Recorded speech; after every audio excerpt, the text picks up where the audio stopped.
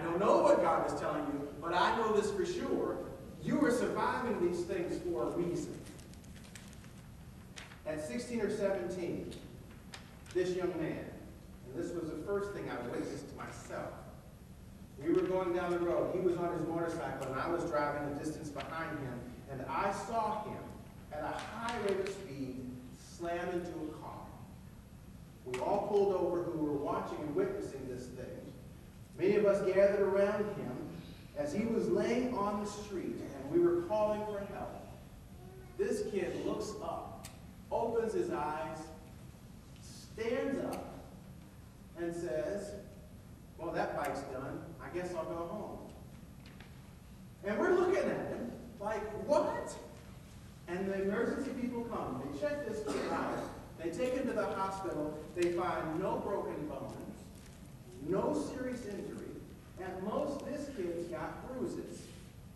That's when I started to say to him and to his family and everyone around, you are witnessing Miracle Man.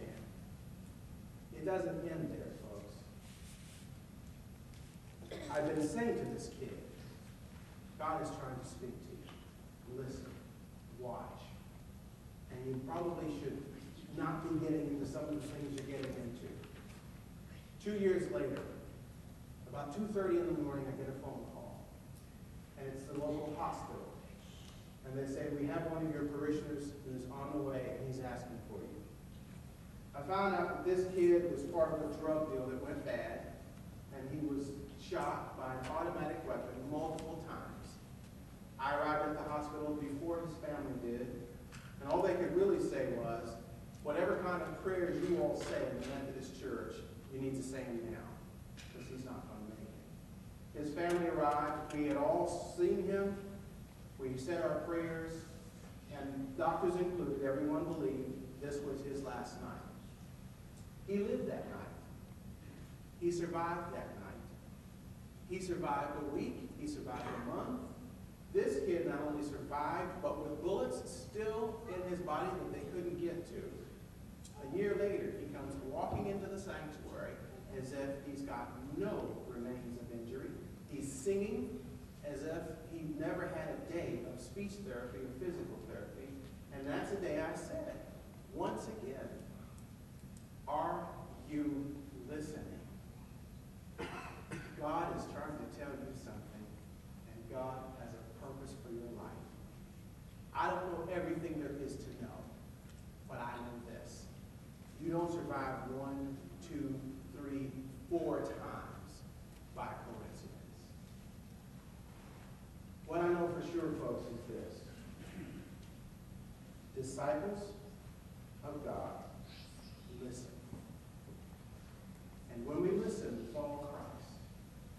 What Jesus said to Matthew and what Jesus said especially to Nathanael that day is still true. We will see greater things, even than that one thing that Jesus did that day.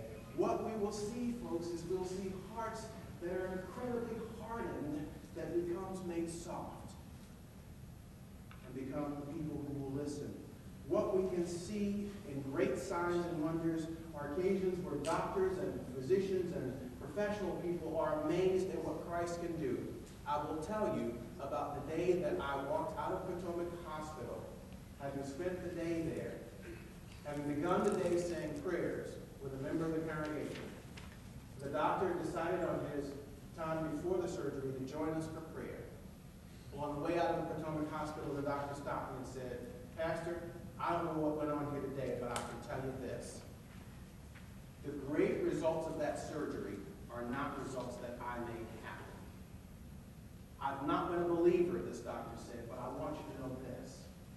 I did not have the skill or the knowledge to make the results that happened at this hospital today happen. Something happened today, and I believe God was involved. You will see greater things. You'll see people like the miracle men walk away from situations. You will see, if we are listening, people like you and I, who are sometimes just a tad bit unlovable, who give and receive love. Let me say that again.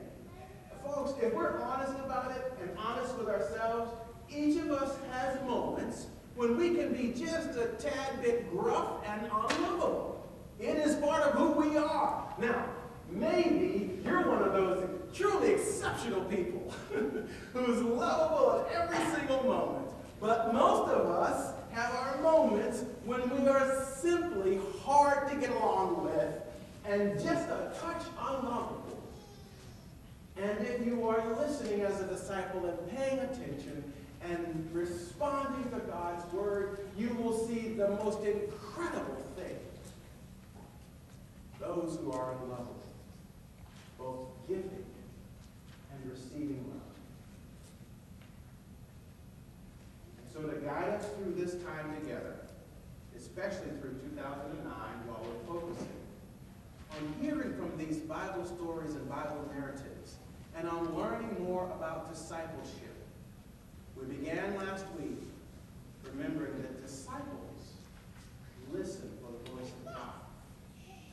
Today we add to that the understanding. Disciples are called by name. Jesus calls us by name. It is not some random announcement.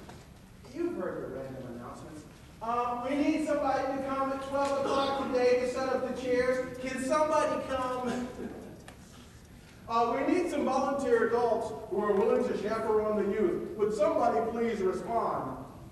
When God is speaking to us, it is not, I believe, a random general announcement. I believe we are called and called by name. Anthony Viscardo, you are called by name. Karen, you are called by name. Eric, and Wally behind Eric, you are called by name. Gary Frabel, you are called by name. It's not just a random. Chris, you're called by name. Disciples of God listen for the voice of God. And disciples understand. Terry, we're called by name. And we're listening. And then hopefully able to respond. In Jesus' name, amen. An invitation to respond to this message, or rather 3 invitations, possible ways of responding. And the first is, if you've been wrestling with this relationship with Christ, and you need some help in moving forward with it in prayer, let me know today before you leave, so that I can help you with that. The second invitation and way of responding to the Word, if you are committed to Christ, but you don't have a church home, a place to live out your faith, let me know today before you leave. Registered Chapel is interested in being the place for you. Am I right, registered folks? Amen. Amen. The third invitation to be able to respond to the Word is the same as last week. This week I want you to go on your way, listening for the voice of God.